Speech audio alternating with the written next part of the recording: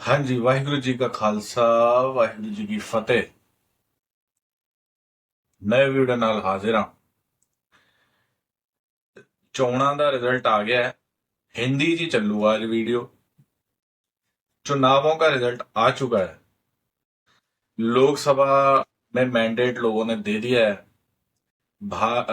NDA की सरकार, जो एनडीए का आपका ग्रुप है 293, और जो आपका इंडिया ग्रुप जो कांग्रेस वाली है वो 232, बाकी निर्दलीय 17-18। और बड़ा ड्रामा हुआ, बहुत सी चीजें हुई हैं।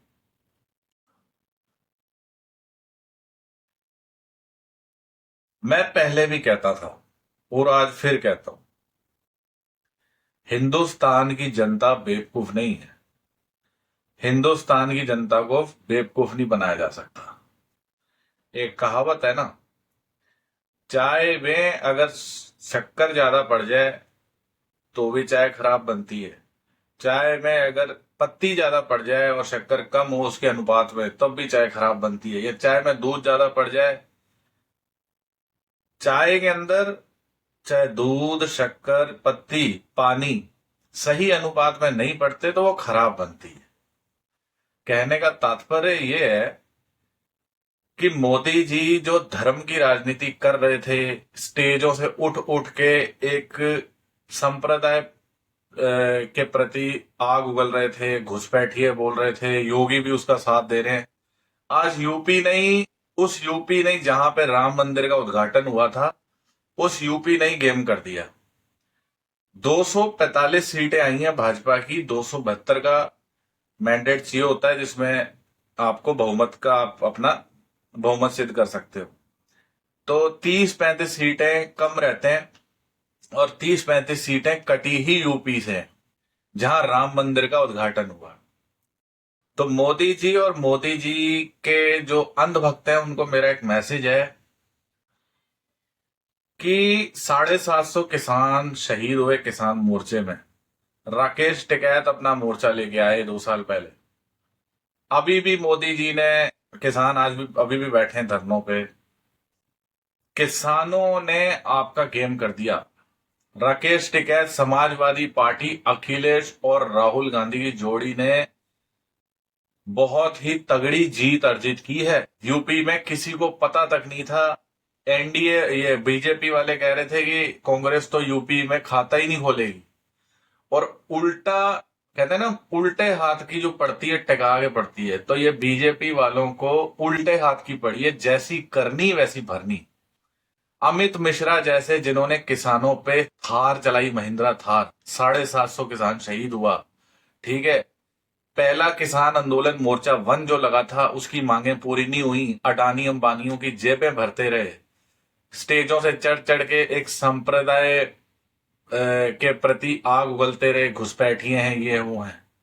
मैं एक बात बोलना चाहता हूं कि हिंदुस्तान की जनता बेवकूफ नहीं है। ये पब्लिक है, ये सब जानती है। ये बात मोदी जी और कंपनी को समझ जानी चाहिए। आज इन्हें दूसरे दलों का सहारा लेना पड़ रहा है।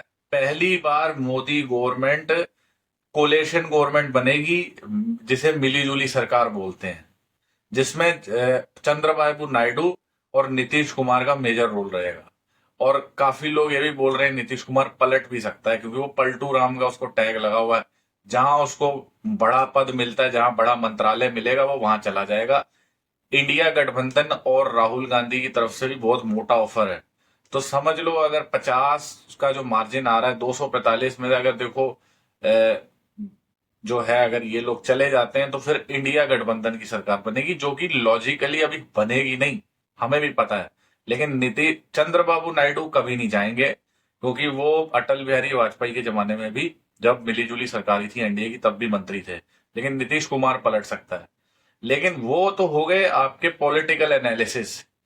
लेकिन जो ध्रुव राठी, जो हम बातें करते थे, किसान मोर्चा, राइट विंगर्स जो हैं, बेसिकली राइट जो है, जिसे एक्सट्रीम कहते हैं, वो उसकी राजनीति लोगों को समझ आने लग गई। हिंदू मुसलमान के वाद विवादों में लोगों को फंसाना, उन्हें बेवकूफ बनाना, और असल मुद्दे बेरोजगारी, रोटी कपड़ा मकान से दूर रखना, यही मोदी जी का एजेंडा रहा। अदानी अंबानियों की जेबें भरना।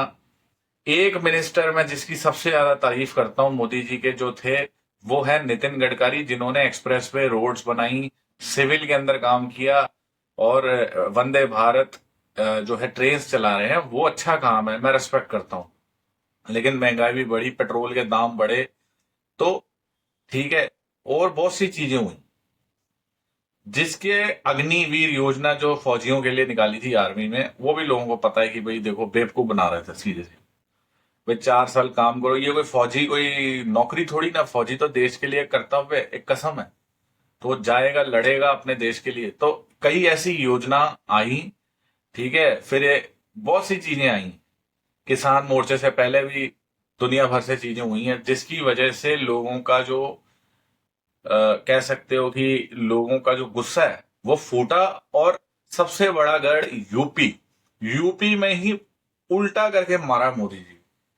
यूपी में लोगों सदमे में चल रहे हैं, यूपी में बीजेपी वाले सदमे में चल रहे हैं कि ये हुआ कैसे। कोई एक लेडी साक्षी महाराज करके इनकी है कोई बीजेपी की, तो वो भी बड़े सोच रही है कि कोई अंदर के बंदे ही है। वो दिल्ली से, हमारा दिल्ली, वो मोदी जी दिल्ली की गद्दी जीतेंगे, वो मतलब उसके गीत वीत भी गाए थे उसने पहले कि दिल्ली का राजा तो मोदी बनेगा, ये बनेगा। भाई एक बात बता दूं साक्षी जी और ऐसे कई अंधभक्तों को, जो के मैं आज खुद मुंह पे बोलता हूं कि जितने भी अंधभक्त है ना भाई, गौमूत्र कम पिया करो, गोबर से कम नहाया करो। हिंदुस्तान एक गुलदस्ता है जिसमें सारे धर्म, सारे जात पात के लोग रहते हैं। वो एक संप्रदाय प्रदेश का नहीं है कि ये हिंदू राष्ट्र बनेगा। योगी जी ने भी मोदी जी का साथ दिया, वही जहर उगलने वाले भाषण। तो लोगों को, चाहे आपने राम मंदिर का उद्घाटन कर दिया, लेकिन यहीं से 30 से 35 सीटें 30 से 35 सीटें काट के अखिलेश यादव ले गया। और उसने आज यह हालत होगी, आज मोदी जी को दूसरों के आगे निर्भर रहना पड़ जाएगा कि भाई बताओ तुम हमारे साथ जुड़ रहे हो नहीं जुड़ रहे हो, नीतीश भाई हम तुम्हें ये मंत्रालय देंगे, वो देंगे। इस सारी करते धरते का बीजेपी जिम्मेदार खुद है। अगर वो धर्म की गंदी राजनीति ना खेलते, हिंदू मुसलमान वाद विवाद ना करते, लोगों को असल मुद्दों से ना भटकाते, तो आज ये बीजेपी का हशर ना होता। आज बीजेपी सिंगल हैंडेडली बहुमत लेके आती, जो कि नहीं ले पाए। ठीक है, दूसरे स्टेटों का पता नहीं, बट सबसे ज्यादा गंद इन्होंने हिंदू मुसलमान का यूपी में डाला था। तो आज यही इनकी, मैं इसको एक, मोदी जी तीसरी बार प्रधानमंत्री बनने जा रहे हैं, उसमें कोई डाउट नहीं है अभी तक। 8 जून को शपथ ग्रहण है, तेलंगाना में या आंध्र प्रदेश में, चंद्रबाबू नायडू के साथ। लेकिन ये फर्स्ट कोलिशन गवर्नमेंट है मोदी जी की। नहीं तो मोदी जी 2014 में भी बीजेपी ने साफ कर दिया था, 19 में भी बीजेपी सिंगल हैंडेडली, उन्हें किसी और छोटे दलों की जरूरत नहीं पड़ी। अब छोटे छोटे दलों को वो बार्गेनिंग करेंगे, उनको बड़े मंत्रालय दो, कोई रेल मंत्रालय मांगेगा, कोई स्पीकर बनना चाहेगा, कोई फाइनेंस मिनिस्टर बनना चाहेगा, कोई फलाना बनना चाहेगा। और नीतीश कुमार तो ऐसा बंदा है, वो तो उसका तो 36 का आंकड़ा पहले भी रहा है। वो तो ये भी कह सकता है मुझे डिप्टी सीएम बना दो, चलो पीएम का मैं नहीं बोलता, बट उसका ये भी नहीं पता वो पीएम बनने की भी मांग कर सकता है, वो बड़ा हरामी।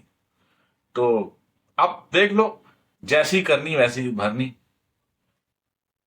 तो विधि का विधान है, जो जैसा करता है वैसा भरता है। The only thing which is constant, English में कहावत है, दैट इज चेंज। इस दुनिया में जो भगवान श्री कृष्ण ने बोला था महाभारत में, जो इस दुनिया में जो सब पलट जाएगा, लेकिन जो एक चीज जो कांस्टेंट और निरंतर चलती रहेगी वो है परिवर्तन। तो लोगों को पता है कि एक बंदा अगर जीतता रहेगा, इसे ही डेमोक्रेसी कहते हैं, इसे ही डेमोक्रेसी लोकतंत्र की खूबसूरती कहते हैं। कि हिंदुस्तान के लोग पागल नहीं है। हमारा देश अगर बीजेपी सिंगल हैंडेडली जीत जाती, तो ये चाइना और रशिया की तरह कम्युनिस्ट नेशन बनता जाता। अब संविधान खत्म कर देते मोदी जी, दुनिया भर का सीन करते, और पता नहीं क्या क्या खत्म हो जाता, हर चीज का प्राइवेटाइजेशन हो जाता। तो ये बात फैक्ट थी, ये ध्रुव राठी सही कहता था। अब जितने अंधभक्त हैं जो अन्य वह फॉलो करते थे, ठीक है, और इन पे इन्होंने विपक्ष के लोगों को भी जेल में डाला, केजरीवाल को जेल में डाला, लेकिन उसका इम्पैक्ट आपके सामने है, रिजल्ट आपके सामने है। ठीक है, तो मोदी जी को भी पसीने आ गए, मोदी जी को भी पसीने आ गए। अब उनकी शर्तों के हिसाब से नहीं चलेगा। अब मिली जुली सरकार है, छोटे छोटे दल भी साथ हैं, तो जो वो कहेंगे उन्हें माननी पड़ेगी, नहीं तो छोटे दल कांग्रेस के साथ मिल जाएंगे। तो ये होता है जैसे को तैसा, विधि का विधान है, भगवान भी देख रहा है। भगवान ने मोदी को बता दिया, भाई तू कोई सनातन का कोई मसीहा नहीं है। कई लोग पता नहीं बोल रहे कि भाई ये राम अवतार है, ये विष्णु अवतार है। अरे ऐसे हिंदुओं को और सनातनियों को मैं बोलता हूं मूर्खों, बेवकूफों, गौमूत्र और गोबर से कम नहाया करो। मोदी कोई भगवान का अवतार नहीं है। अगर वो गलत करता है तो उसको ठोको, अगर उसको गलत करता है तो उसको जमीर जगाओ यार। हिंदू हो, सच्चे सनातनी हो, कट्टर हो, तो सच का साथ दो। जो जहां गलत कोई करे तो गलत कर। नेता नेता अपने काम से जाना जाता है। अगर वो गलत काम करता है तो वो गलत है। इंदिरा गांधी शुरू में सिखों के साथ अच्छी थी, 71 की जंग हुई, सब था सही था, लेकिन उसने जब सिखों के साथ गलत किया तो इंदिरा गांधी को ठोक दिया सिखों ने। ऐसे ही अगर जो सनातनी है, अब वो साला मोदी फिर अगर आ जाता है मोदी साहब की भाई हाँ बीजेपी बहुमत से आती, आटा हर चीज महंगी हो जाती, तो वो एक तानाशाही चलती, एक डिक्टेटरशिप चलती। तो फिर भी अंधभक्त कहते हैं जी पेट्रोल 500 रुपए लीटर कर दो, आटा कर दो जी 400 300 रुपए का किलो का, हर चीज महंगी चल। इसे कहते हैं स्टूपिडिटी। अपने पेट पे तो लात मत मारो अंधभक्तों, तुम्हें भी अपने परिवार चलाने हैं, बच्चे पालने हैं। तो इतने भी अंधे मत हो जाओ कि मोदी जी तुम्हारे कपड़े उतार दें। बात को समझें। और ऐसे मूर्खों को मेरा जवाब है कि ये पहली चोट मारी है, ये ऊपर वाले ने और पब्लिक ने पहली चोट मारी है, हिंदुस्तान की जनता ने। अब योगी जी नेक्स्ट जो सीएम, अभी तो अखिलेश ने ये एक जलवा दिखाया है। अब जो नेक्स्ट विधानसभा के चुनाव होंगे यूपी में, उसमें कहीं ये ना हो जाए कि योगी का पत्ता ही साफ हो जाए, वहां फिर अखिलेश आ जाएगा। ये पहला सिग्नल आ गया। ठीक है ना। जय हिंद, जय भारत दोस्तों। तो ये मैंडेट बहुत सही रहा, बहुत सही डेमोक्रेसी रही मेरी तरफ से। और ऐसे ही होना चाहिए, यही डेमोक्रेसी की, यही एक डेमोक्रेटिक नेशन की खूबसूरती है। जय हिंद, जय भारत। आप लोग हंसते बसते रहें।